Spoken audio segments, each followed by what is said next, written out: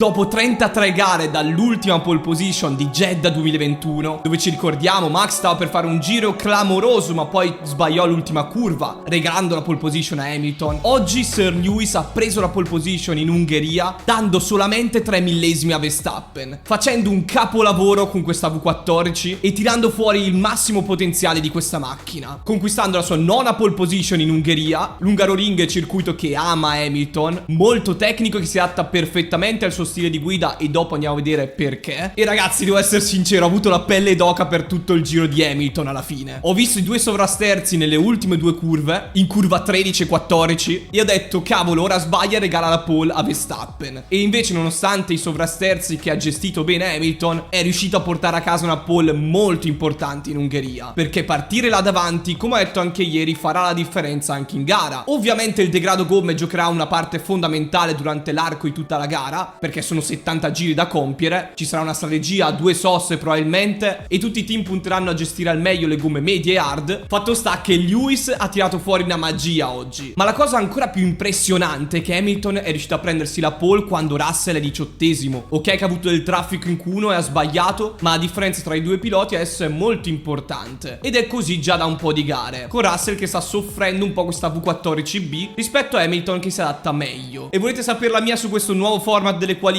Secondo me è totalmente approvato per due motivi. Il primo, che si può vedere il limite di tutti i piloti con i diversi compound, e questo sicuramente mette a dura prova tutti i piloti in griglia, come abbiamo visto Sainz che non si trovava bene con le medie ed è rimasto escluso anche per questo in Q2 in 11ª posizione, ma al tempo stesso ci permette di avere più colpi di scena, utilizzi meno treni di gomme durante il weekend e quindi è una win-win per tutti, sia per Pirelli e anche per Liberty Media e per noi spettatori. Detto questo, fatemi sapere subito nei commenti il vostro pronostico top 3 del podio della gara di domani. Sono curioso di sapere la vostra. Io vi dirò il mio a fine video. E immergiamoci subito nell'analisi di queste qualifiche del passo gara dell'FP3, perché ci sono tante cose da dire a riguardo. Prima di continuare vi ricordo di lasciare un like, di iscrivervi e attivare le notifiche per non perdervi nessun video che esce qui sul canale. Ogni giorno vi teniamo aggiornati su tutte le notizie della Formula 1 e su Ferrari nello specifico. Io sono Rastro e oggi andiamo a vedere come ha fatto la pole Hamilton, ma soprattutto chi è messo meglio sul passo gara per domani.